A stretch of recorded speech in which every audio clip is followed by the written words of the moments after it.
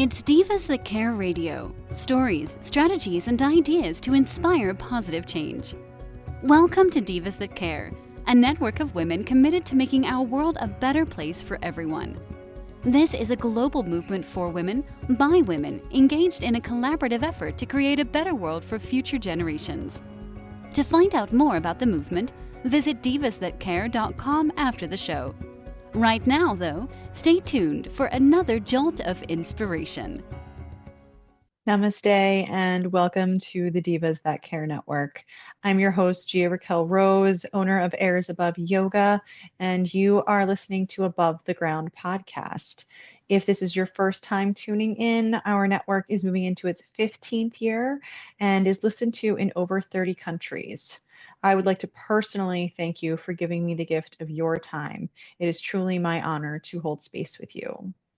And we are going to start a conversation about surrender and what that means from, I suppose, a yogic perspective. So this time that we're going to share together today is going to be focused on asana and posture and a way to surrender physically to your body, your mind, your intuition, what your body needs to really start to tune into that idea of nourishment. And it was kind of touched on briefly by our last episode when a very wonderful guest that I had on mentioned that one of her favorite postures, asanas, was forward folds, whether standing or seated. And I just thought that I'd love to add to that and start a conversation about the whole theme of the next section is going to be about surrender in all forms of that, because it is such a hard and challenging thing to do, and it really is all about trust and faith, right? And to kind of surrender to the flow and to surrender to the release of control. It comes down to a release of control, but it also comes down to listening to yourself and listening to your body. And we touched on that quite a bit. So I encourage you to go back and have a listen if you missed that last episode. But essentially, we're talking about surrendering. We're really talking about taking care of our body, treating it as gently and as kindly as we possibly can. And our last episode was speaking about yin yoga, which is a very restorative style of yoga to practice. So again, I encourage you to pop on and have a listen. But moving forward with the notion of taking care and listening to one's body, the first step is coming to your mat and tuning in.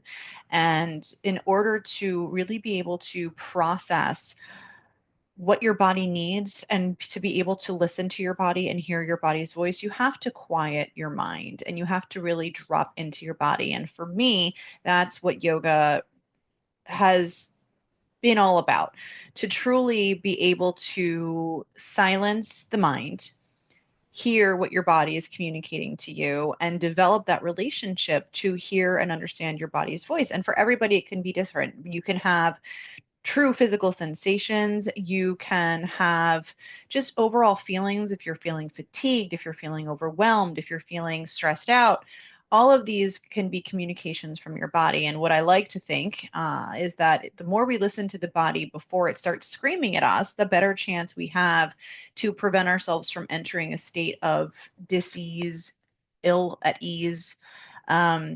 I find a lot of times for me specifically, I have a tendency to run myself into the ground and then I become sick, physically sick. I'll catch a bug, I'll catch a flu, I'll catch COVID multiple times, whatever it might be, sinus infections. Certain people have predispositions. Maybe you get migraines, maybe you got stomach issues.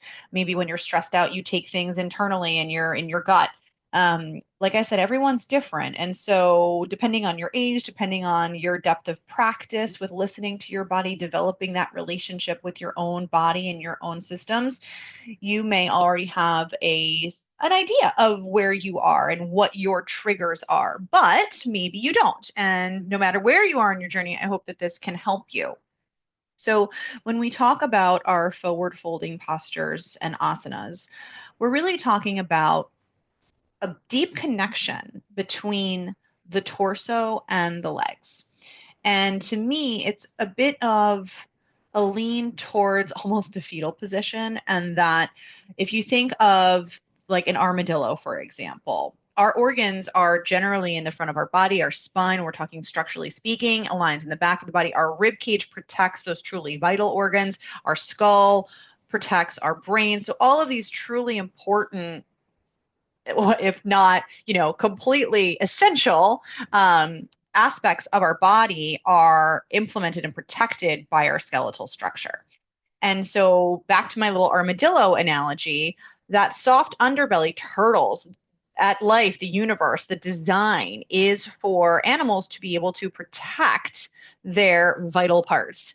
So the armadillo curls up in a ball, the turtle goes into its shell, and we as humans can fold. And so being able to do that, it has a whole host of health benefits. One of which is going to be to reduce stress. One of which is going to actually stimulate digestion. And another of which is going to be to bring the head below the heart. Now, contraindications for this for a standing forward fold are essentially going to be any eye issues, any blood pressure issues, anything, neck issues. Like, for example, I've mentioned that I have a neck injury, and sometimes hanging in a forward fold can cause a little bit of strain on the neck at the base of the skull or the tops of the shoulders. And there are all sorts of ways that I'll get into to use props and position yourself appropriately to mitigate some of these. But standing forward bends are or can be contraindicated for people that have certain heart issues, hypertension, again, high blood pressure, any eye issues, things where you're not supposed to have that kind of rush of blood to the head as a very extensive overview. Obviously, please, if you decide to make any practices or follow along for your own health and well-being, I encourage you to do a quick Google search and make sure that you don't have any personal contraindications for your health. If you have any disease processes going on that may not benefit from, let's say, standing forward folds, then please do be mindful and take responsibility for your own health and well-being. That said, there are other ways, like laying down. You can even bring your knees into your chest in a reclined position and mimic some of the benefits of that stomach to thigh sensation. And what I love about that is it is that feeling of protection. It is that feeling of safety. It's literally curling up in a ball. So there are certain ways that this starts to bring the body out of that kind of fight and flight and back into its ease, back into its relaxation, and physically almost, I don't want to use the word force, but we'll use the word facilitates that change in parasympathetic and sympathetic nervous systems. And I don't want to get too scientific because I want this to be approachable, but we are trying to get to that quiet place where we're going to be able to listen to our bodies and what our bodies are trying to tell us. So a few ways to move forward with this. And one of my favorites is going to be a seated forward fold. So the most important thing in any seated position is to have your hips or your sit bones behind you. So a lot of times athletes, men sometimes particularly, will have very tight hamstrings, and women can too. Again, this is not a gender thing. This is absolutely just about the body mechanics and the body structure. And generally speaking, women can have hips that are externally rotated. This is essentially for the idea of preparing for childbirth when the pelvis can actually open. And men actually have femur heads, or the top of the thigh bone in the hip socket sometimes can face a little bit more forward. Now, again, everybody's different. We're talking physicality, not gender, to be clear. But for that, forward folds have a prerequisite of, if you are sitting too far back on your pelvis, you will, without a doubt, begin to pull on the lower back and not get the proper lengthening of the hamstrings that you need. And the hips are so important. And it's almost creating an L shape in your body. So what I like to tell people to do when they come down onto their seat is to keep their knees bent. You don't want to put any extra strain, but you want to actually press up into your hands, lift your hips off of your mat, and send them back behind your hands, maybe a little bit more. There's a prop called a wedge, which has a little bit of an incline that you can sit on to kind of shift your torso slightly forward to get your hips behind you. And if you ever have any questions, obviously there's multiple ways to contact me, and I'm always happy to work with you via Zoom and help you to understand this concept a little bit better. But a lot of times what you'll see when people forward bend, you can see it clearly in a standing position. It's a little harder in a seated position, is they have tight hamstrings. So it's pulling their pelvis down and towards the ground and back. And then all of that weight from their torso is dropping right into their lumbar spine. And it's going to get very unhappy very quickly. And we want to avoid damaging our spine. That's the opposite of what the goal is. We really want to support opening, releasing, and relaxing. So with all that being said, once you get yourself into that position where your sit bones are behind you, and preferably you still have a bend in your knees, no matter how to, even if you can extend your legs, heels out, flat on the floor, and fold like a pancake on top of itself, I still would like you to try it this way. So what I like to do is I like to get the sit bones behind me, and then I bring my knees into my chest and I hug the backs of my thighs with my hands, and I get that full body compression from my torso, my organs, my stomach, my heart center onto my thighs. And then what I'll do is I will, to get that lengthening aspect out of the hamstrings, I will very, very gently begin to slide my heels away until I start to feel a sensation of lengthening through the backs of the thighs. Also, a little tip that I know I will mention for every time we talk about any asana practice is the idea of equal and opposite contraction and release. And that is simply stating, much like the law of physics, every action has an equal and opposite reaction. Any muscle group that you are attempting to lengthen, you must alternately strengthen the supporting or opposite muscle group to allow the body part, the body area, to feel safe enough to release. The point of yoga is not to force a stretch. It's actually about strengthening and lengthening at the same time. So it's again bringing that union back in, that balance aspect back in. So if I'm going to attempt to, let's say, lengthen my hamstrings, the backs of my thighs, I'm going to engage my quads or the fronts of my thighs. And a cue that a lot of instructors, including myself, use is lift your kneecaps. And this works better in a standing forward fold because you literally feel the sensation of your kneecaps lifting. I will just say engage, squeeze, and try to bring your knees into your chest as actively as you are sliding your heels away from your hips. But this is one way to, again, I'm verbally describing what would essentially be an upright curled up in a ball, and then keeping that connection between your body and thigh. I'm sorry, yes, your upper torso and your thighs as you gently begin to extend through the legs. And the whole point of this is it doesn't matter how flexible your hamstrings are. It's about getting the contact of your belly and your thighs, and then resting your head and neck comfortably, getting that lengthening aspect all the way through the upper back, the shoulders. You're getting that traction by hugging your legs on the insides of those shoulder blades. And you're really dropping into that rounding, we'll call it armadillo sensation or turtle sensation of hugging and dropping in. And it really does start to release and quiet the mind. And this is why it's one of my favorite ways to do this posture. Again, if for some reason you want to practice it reclined, it's much simpler, very, very different, simply because instead of getting that rounded sensation, you would be potentially laying on your back, flat on the ground, and you would have your head and neck completely supported. So if, like me, you have a neck injury, if you carry a lot of tension in your neck and shoulders, and maybe it's not comfortable for you to have your head hanging down and forward, then having it supported, lengthening, getting that long, grounded effect. It's going to have kind of the opposite effect, right? Because now you're grounding through the spine as opposed to the only points that are touching, which are the hips and the heels in the alternate position.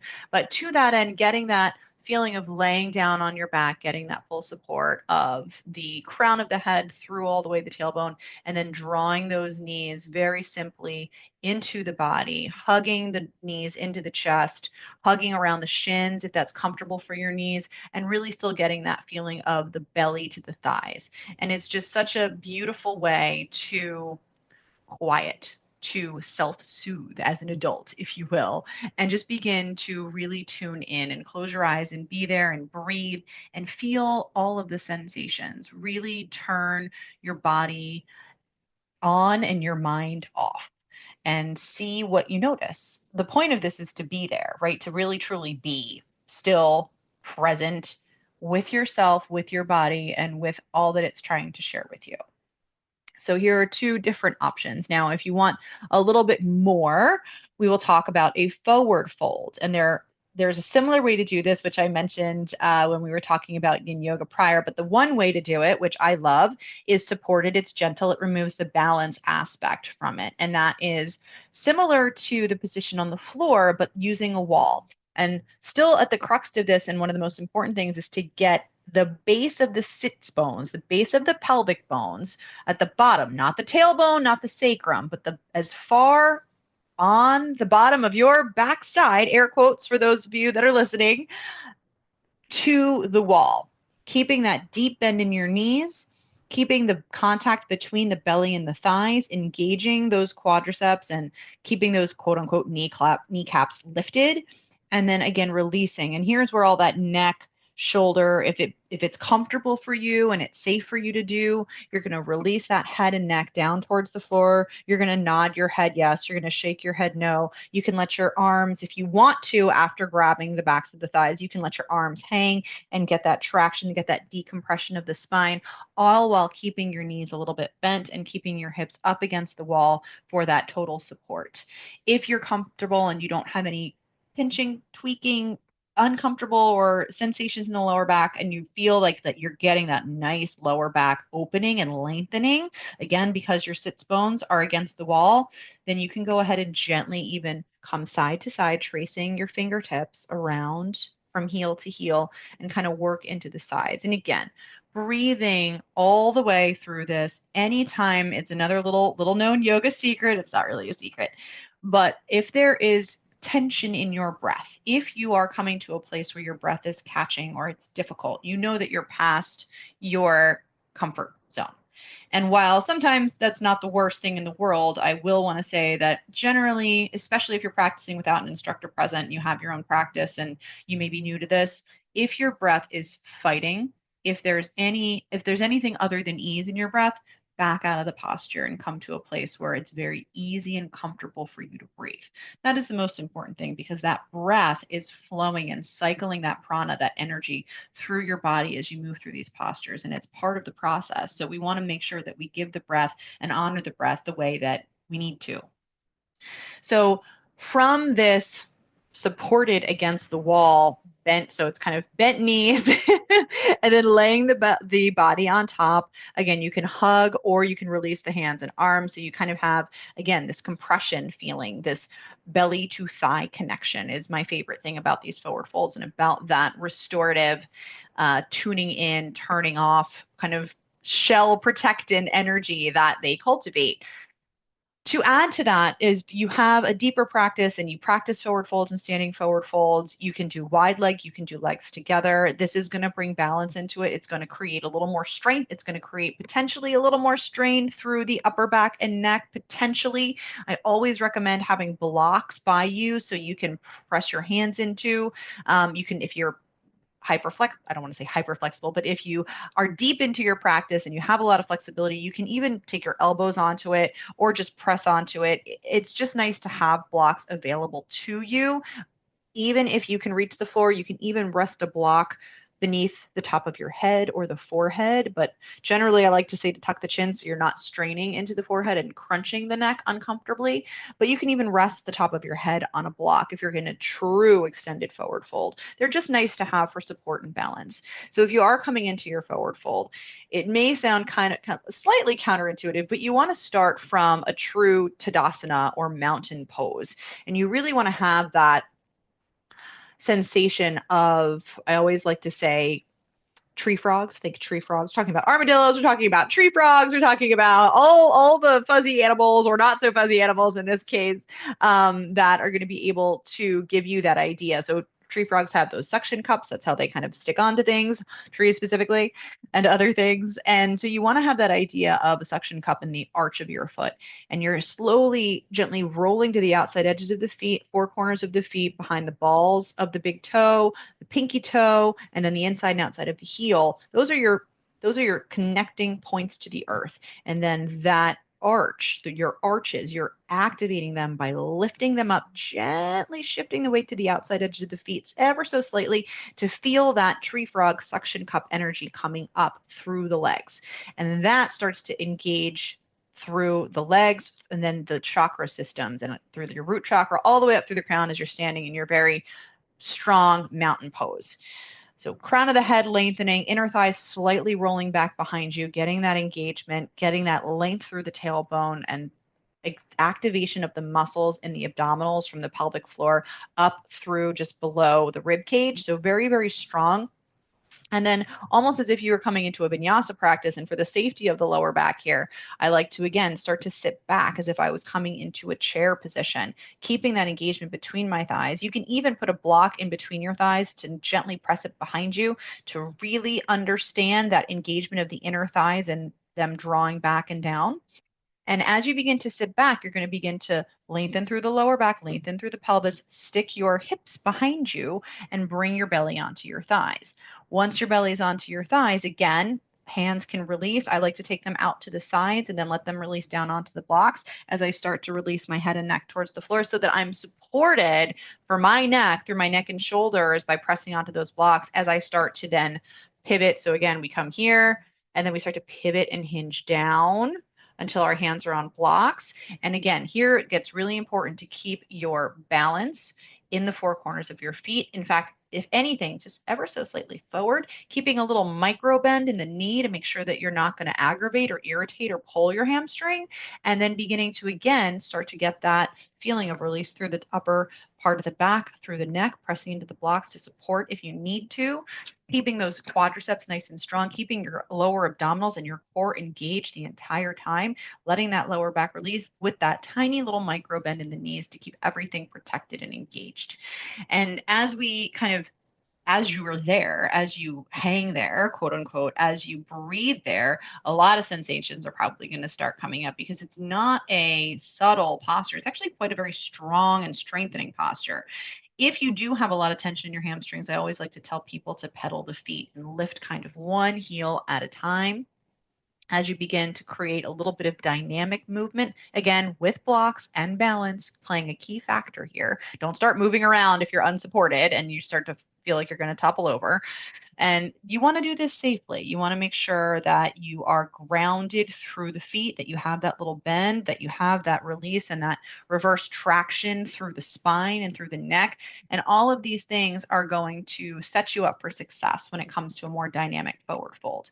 If you choose to do a wide leg forward fold, which is one of my favorites and honestly preferable for me as a female with my wider hips, I really prefer to have my legs out, and it will affect the hips a little bit more. So your hamstrings are still going to get a very, very good lengthening and strengthening, but it will affect, for me, the compression factor of the hip sockets in the front and sides.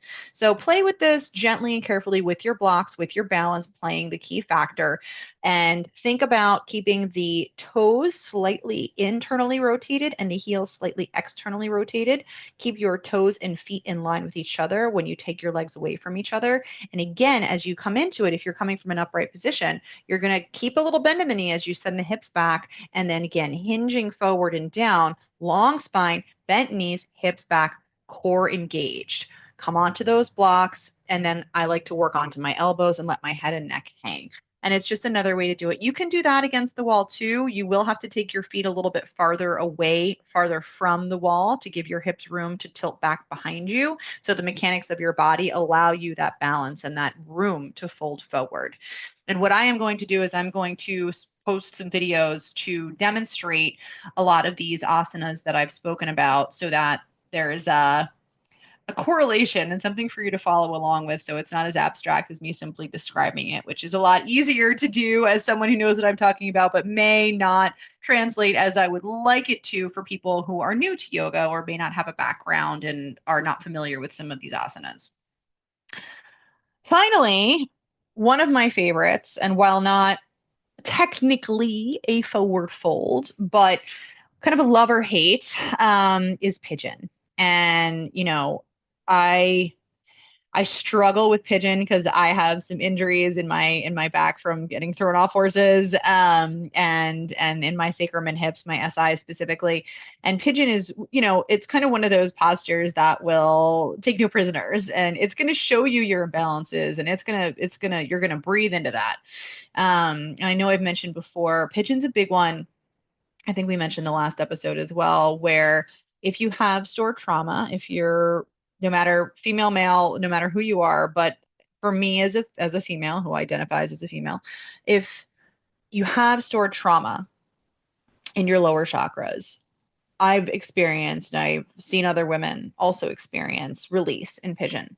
And what I mean by that is potential release of energy and tears. And you may not know where it's coming from. You may not be prepared for it. It may kind of hit you. But as we're talking about the idea of surrender, I have to bring up pigeon because this is one of those big ones.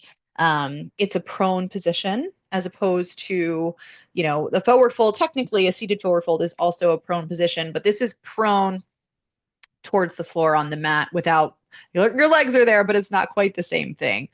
So when we're talking about coming into pigeon, one of the easiest ways, and I will recommend blocks can be a little uncomfortable. If you have a bolster or rolled up towel or a pillow, that'll be a lot more comfortable for you. Have that at the ready. And you're going to come to tabletop position as a prep for cat cow. Wrists are going to be stacked under shoulders, knees are going to be stacked under hips, and you're going to bring one knee under the body, and you're going to take the knee in line with the same wrist. It's not going to come all the way up, but you're going to bring it up and forward. And eventually you want to work the ankle perpendicular to the front of the mat and to the opposite wrist. Now, the thing to note here is it's probably not going to get there the first time. Never force it because it's going to be weight bearing this leg. As this leg comes up, the back leg is going to start to work back. Now, there will be a point in time where you're going to have to come up off the back knee so that you can get it behind you. And one of the most important things with the back extended leg, because it will be extended, is to make sure that when you come down, much like in a low lunge position, you are in front of the kneecap and not directly on the kneecap, because it will feel like your kneecap's coming apart in two different directions, and we don't want that. So you want to make sure that you get it as far back as you can comfortably. You're going to be creating somewhat of a diagonal stretch in the root chakra and in the base of the pelvis. So be prepared for that mentally. And that's about where under that, let's say we're working with our right leg, under that right hip is where you're going to want to place your bolster, block, pillow, roll towel. And you're going to want to release into this pose. So what I don't want you to do is to be hovering on that right hip, balancing on the outside of the right shin, kind of teetering and feeling as though you are unstable. I want the bottom of your pelvis and that right hip supported so that you could, if you wanted to, I'm not telling you to do this, disclaimer alert, but if you wanted to, you could take your arms off and just breathe and be there and be completely supported with no pain in your ankle, no pain in the outside of that right knee joint, no pain in the top of the back of the left knee. In this case, we're working in this side. And again, I will post a video so that you can see what I'm talking about here. But I want to make sure that you are so supported that you are able to surrender into this posture. Once you are propped, somewhat comfortable, you're going to hinge forward at that hip crease of the right leg, and you're going to bring your head down. You're going to bring your elbows down. You're going to bring your forehead to the mat, and you're going to surrender, and you're going to be there, and you're going to breathe into that hip. And your hip flexors, the front of the left hip, is going to feel some extension. And the outside of the right hip, your SI joint, your piriformis, your QL, all of quadratus lumborum. All of these muscles are going to start to come into play here. And it's an intense posture. Again, due to the body mechanics differentiating between male and female, again, no gender.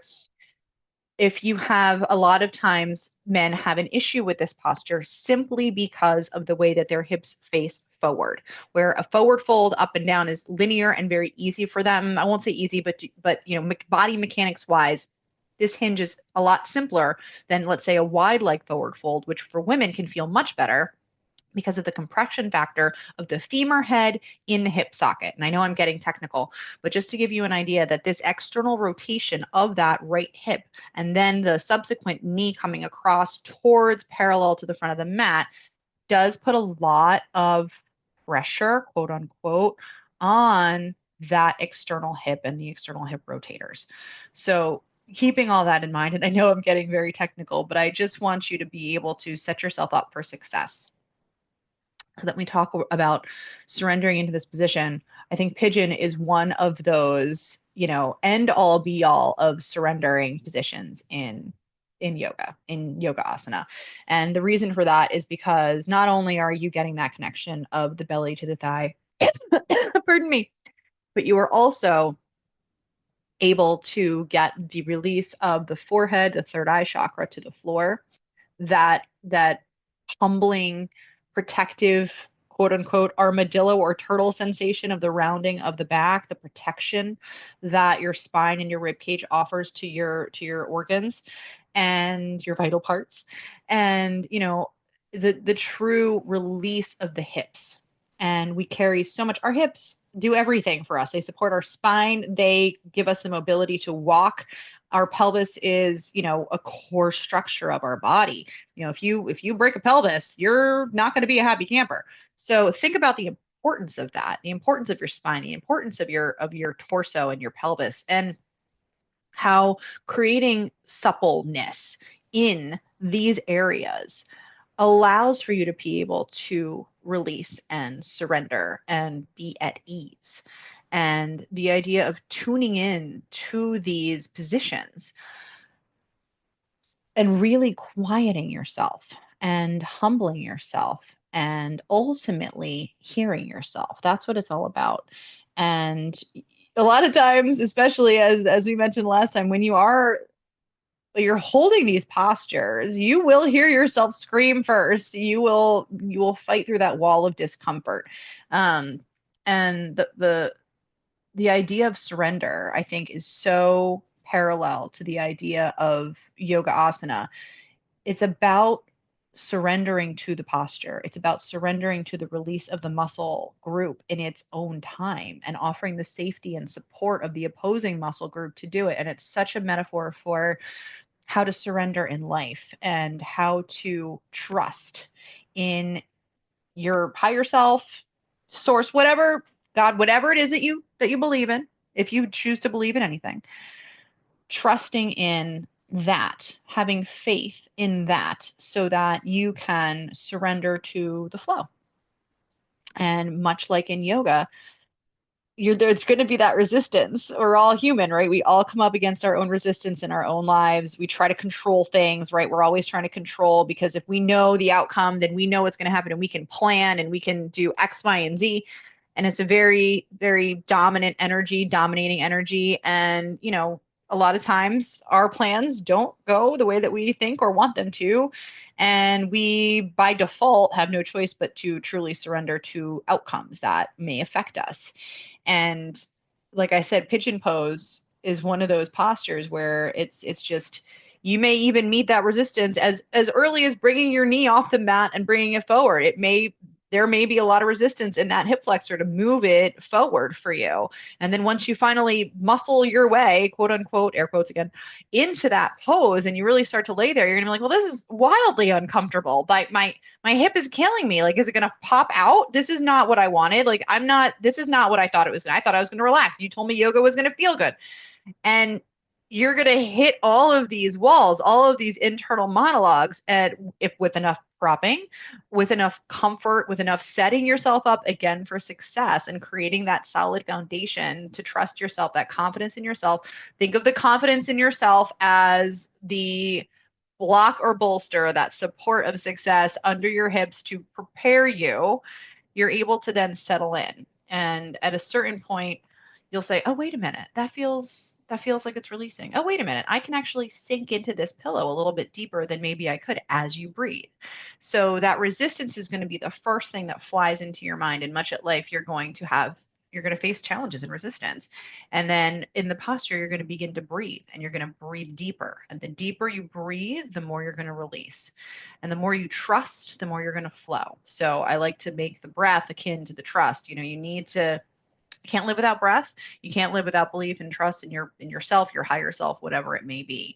And so I think that as we move through this next little phase, I really feel that surrendering in your asana, surrendering to the needs of your body, starting to know what the needs of your body are, starting to hear and listen to your body's voice, to feel how your body communicates to you. It's different for everybody, right? So beginning to tap into that for yourself, understanding and developing a relationship with yourself, breathing through parts that get sticky, breathing through the resistance, always coming back to your breath, and know that if it catches, that you're a little bit too far past your comfort zone. And again, always beginning to set yourself up for success. So I really hope that with some guidance, whether you Google or whether you tune in to the video that I'll post sharing the actual physical ways to move in and out of these postures safely, so that there's a little bit of a frame of reference for you.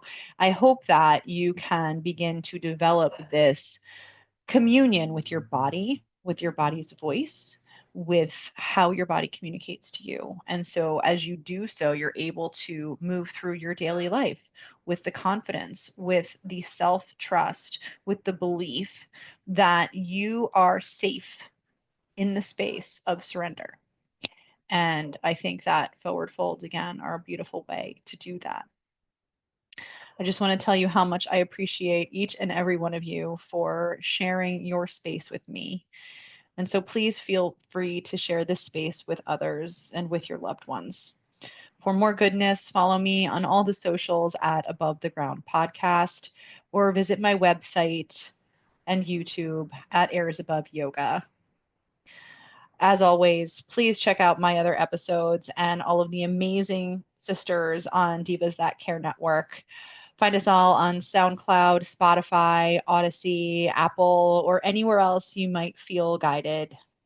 And again, my name is Gia-Raquel Rose, owner of Airs Above Yoga, and you are listening to Above the Ground Podcast, where every day is a good one. Thanks for listening. This show was brought to you by Divas That Care. Connect with us on Facebook, on Instagram, and of course on divasthatcare.com, where you can subscribe to our newsletter so you don't miss a thing.